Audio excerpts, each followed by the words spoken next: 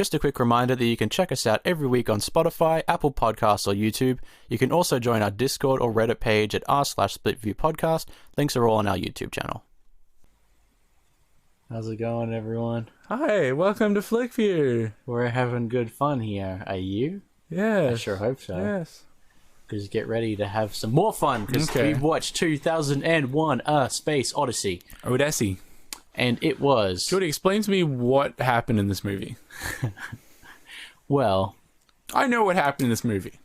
I believe what happened in this movie was that it was a very fantastic interpretation of the world at that time. At what time? Was it 1968, 66? Jordy, movies take at least 3 to 4 years to make.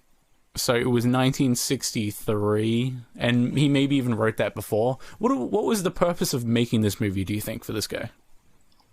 I think it was a coping mechanism. A.K.A. Stanley Kubrick. Coping mechanism. What does that mean? Well, not a coping mechanism in so many words. Yeah. I believe it was him coming to terms with what he thinks is going to happen.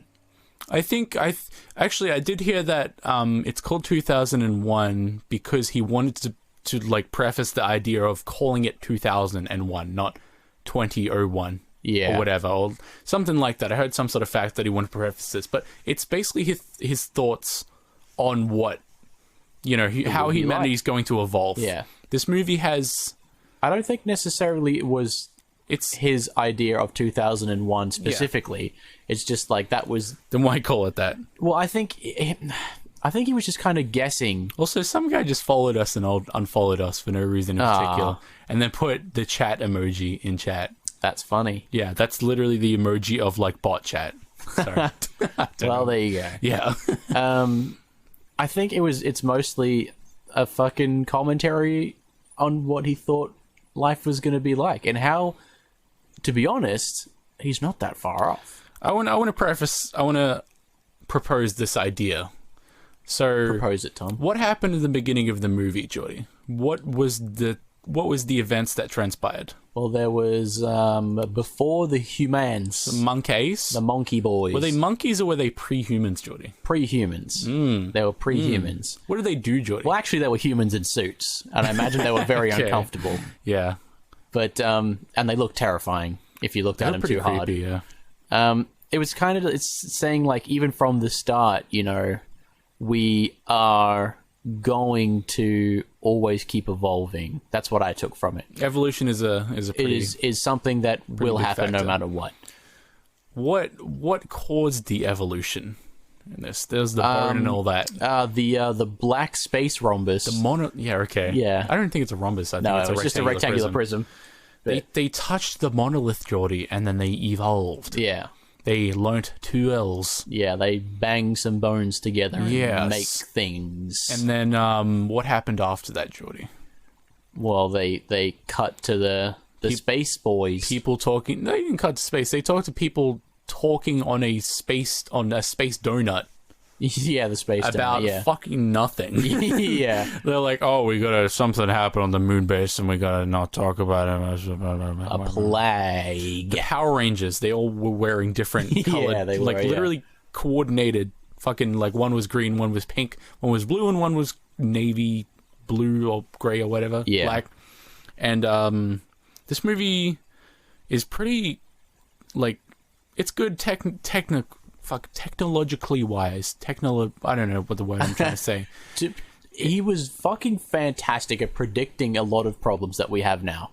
That's what I think. Such as what? Such as, the one that is extremely prominent to me is the ending. What if your ship AI goes crazy? What do you do? What happens? You are thinking of that so fucking surface level. What if you turn into a space baby and then you kind of like look at things, What happens? Try and use your noggin here, Tom. Yeah.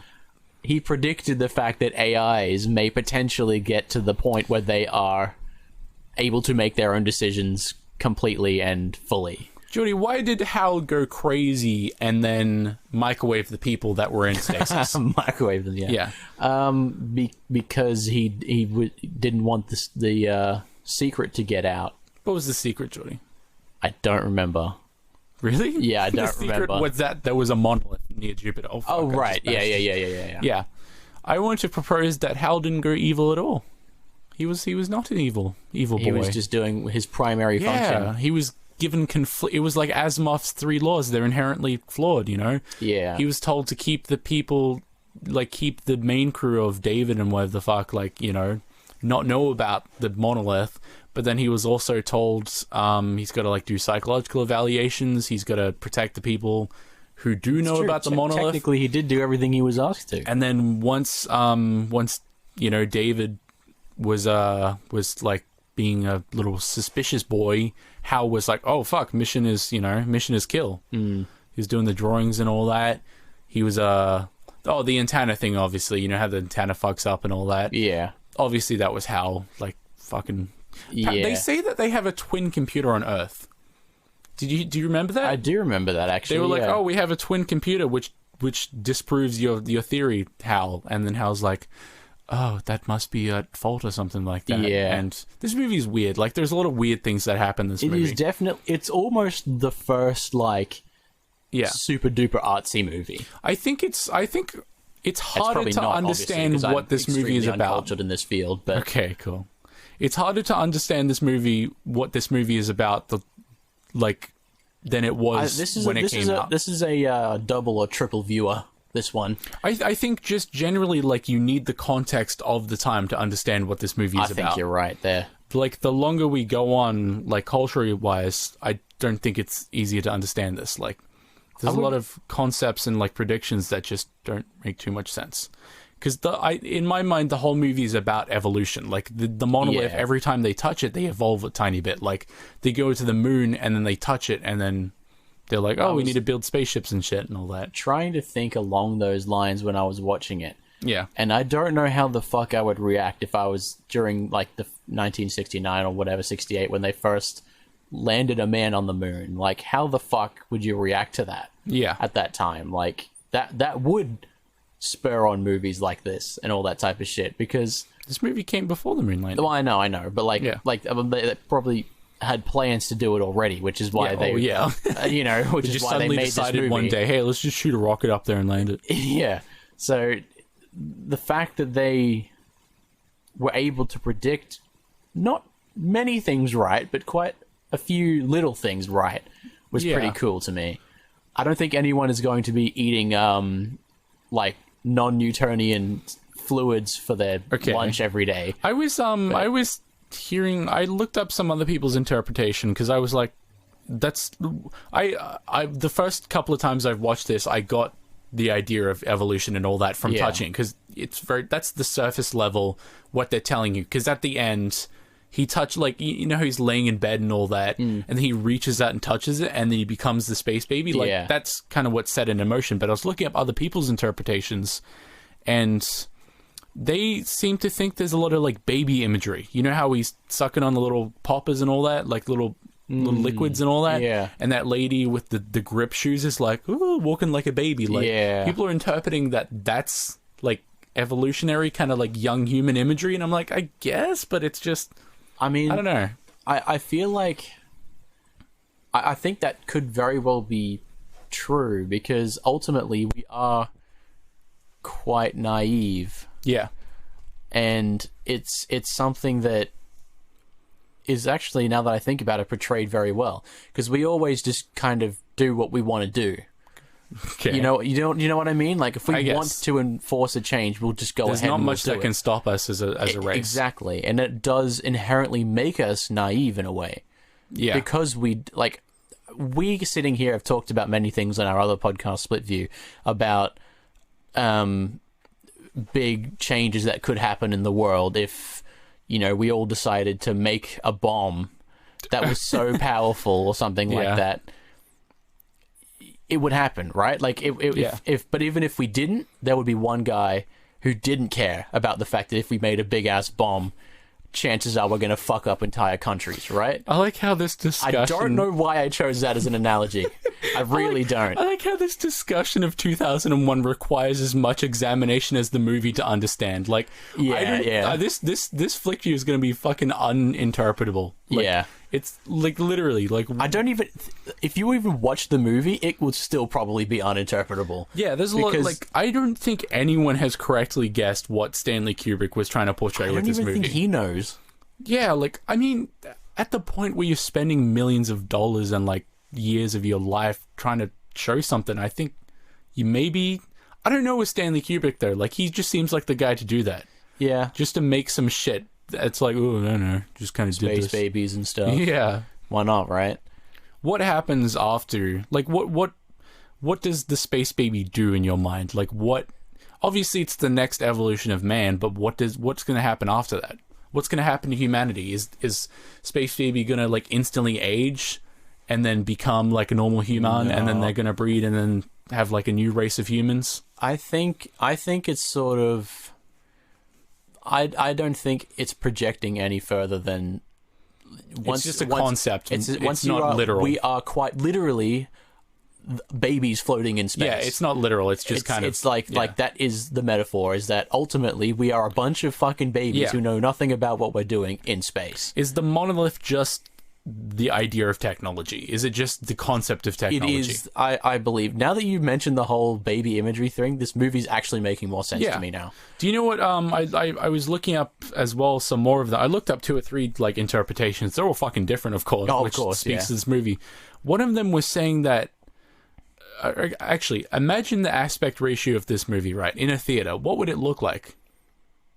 It'd look like it not 16 by 10 or whatever film is 16 by 21. I almost said anthropomorphic. Anamorphic video is like 1.3 point something. Right. But imagine the aspect ratio of like the cinema screen, right? I imagine it was pretty shit back in '66. Well, like that. Even movies, you go to the theater now. What is the aspect ratio? It's not 16 by 9. It's like compressed. Yeah. What does that look like, Jordy? Looks like the monolith. Oh, and shit. What does the monolith do when Dave reaches out to touch it? It rotates. Yeah. Like when you rotate your phone screen. I don't know what that means specifically, but the monolith is the movie, apparently.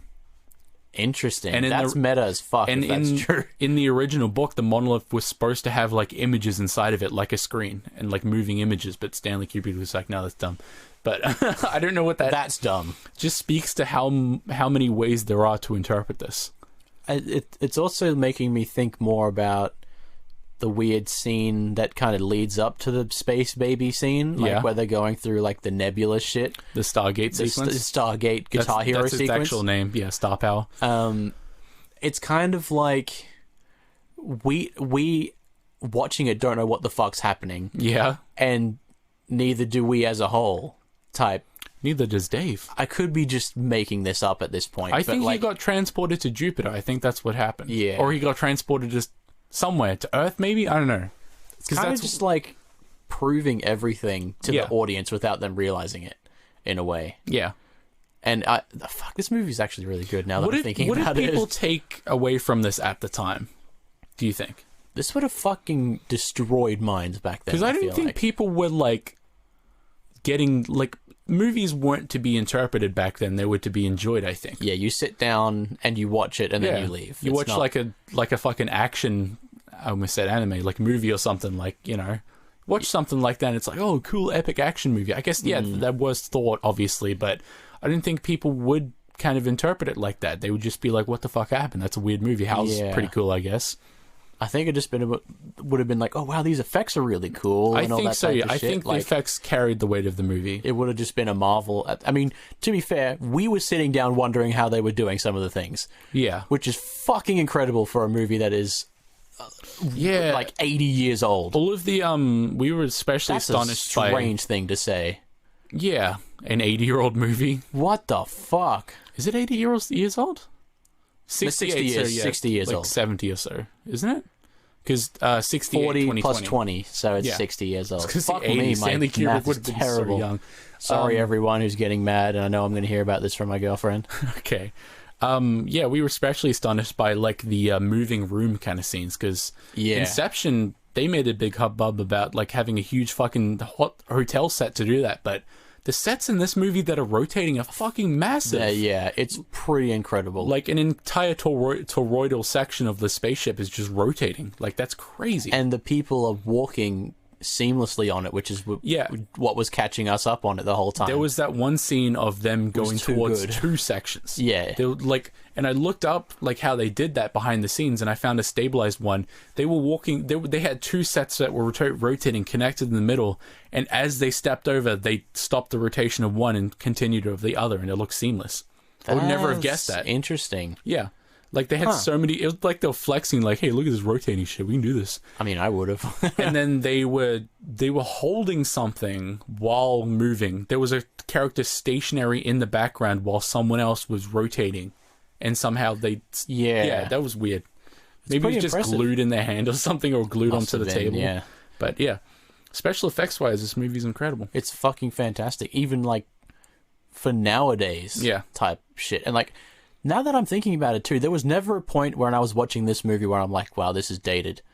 What like, about the scene with the spaceship that's just a PNG image? Oh, that's and true. the legs come out. That's true. Whenever the ships went past, or at the start with the tiny monkeys. little cruiser ships and that. Yeah, going across that the was surface. goofy. Yeah. You could if you just change them with like properly rendered out ships, you could re-release this movie. Okay.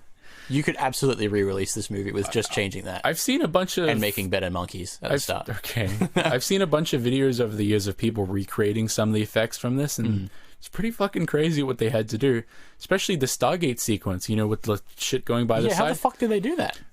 What they did, they had a sheet of transparent, like, images and shit on a roller, and they had a slit on cardboard, and the camera would slowly go towards it while the film was advancing. So they would expose a single frame for like 10 minutes of this thing rotating, and they'd do that over and over again for each frame. Very complicated. That is fucking insanely cool. complicated. They made an entire automated system to do this. They had to optically print everything, which is where they took multiple rolls of film and had to like project it down to another camera that captured it. And, like, there's so many rolls of film, so many steps to do all this. It's kind incredible. of fucked that you can just kind of make this. Yeah, isn't that such, like, it's, like, if you showed this to one of the special effects people that could do this in After Effects, they'd tell you to fuck off. They'd be like, fuck you, I did so much work for this, and you can click a single button and do it. Yeah. It's Like- pretty fucking incredible how far we've come in 60 years since this movie came out. I guess so. Yeah, now that I say that out loud, that makes plenty of sense, but... Alrighty. It's a really good movie the more I'm thinking about it now. Yes. At first, I came into it, and when I watched it, I was like, actually, what the fuck happened?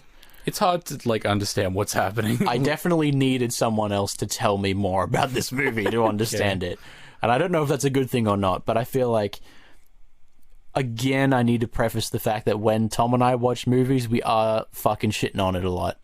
That's what we do. It's because we've mentioned it's a bit weird to sit silently. Yeah, in a we room. don't just silently sit. We like, rib on it, and we're usually eating dinner and stuff. So we're just it's mostly about like the technical aspects. Yeah. And if it's a shit movie, we'll riff on it for that. we'll just go Like John, how'd they do that? How'd they do this? Yeah. You know, like that's pretty cool that they did that. because we both have just random tidbits of knowledge. We'll both like talk about it and all that. But I almost wish we did record it, but that would be unintelligible since we're eating and there's like noise and all that. But, and also I don't really know how we'd be able to upload that. Yeah, we'd have us to be watching a whole professional movie. the entire time as well. Yeah. It wouldn't be fun anymore. And we'd have to put clothes on. It's a whole thing. Yeah, it's pretty shit. Yeah, pretty shit.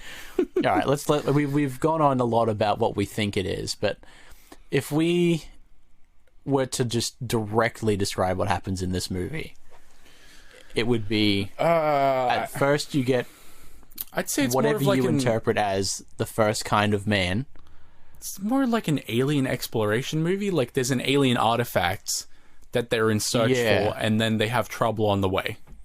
Because the bulk of the movie is the HAL stuff, the stuff on the ship. Yeah. Well, that's not even true. This is a long movie. Yeah. Like every sequence that they do it for a long time. Like you can cut out a good beginning in this movie. We said you could probably chop out half an hour worth of this film and it would still be fine and make sense. Yeah, absolutely. Probably even more than that. But in the end, like, it's the way he wanted you to watch it, right? He could have cut it out, because I am willing to bet at that time there were not many movies that were 2.5 hours long. Maybe, like, barely fucking any. I get it's very intentional, the editing and the pauses and all that. It very much, if you're watching, like, a lot of these movies fall short, like, tone-wise, because we watch them, like together at riffing on them and all that. Yeah. Whereas, like The Thing and all that, if you watch them by yourself, they do Absolutely. very effectively portray an atmosphere. And with this movie, there's a lot of like pauses and like very intentional cutting of stuff and deliveries of lines and all that, and establishing shots and all that. They very much do set. I've watched this by myself a couple of times, and it very much does set up the I imagine atmosphere. it's probably actually much better to watch by yourself, and I'm guessing that's what a lot of our viewers will end up, listeners, I should say, will end up doing, because flick viewers, what's up, flick viewers? Yeah, exactly.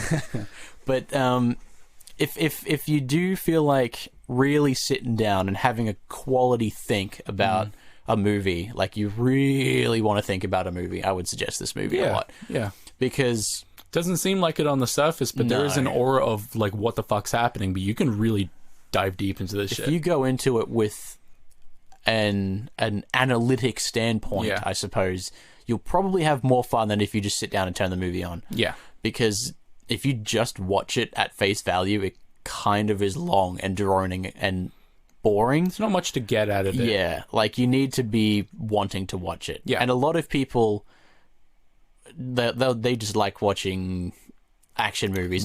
This is not for you. Hero. Yeah, exactly. Shit. This is not for you if that's the type of movie that you like. But we watch a lot of different types of fucking movies on here. Home Alone, great movies like that. And this is another one that I can safely put my would recommend on out of 10. I'd do the same as well. Yeah, it's a fucking... We like to think here. That's almost the entire preface of our shows. Yeah. Some would say. So if you feel like having to think, check this one out. And if not, tune in next week. Maybe we'll watch... I have no idea what we're watching. Doom 2. Just kidding. That doesn't movie exist. fucking sucks. Okay. The first one, at least. Yeah. Goodbye, everyone. Bye.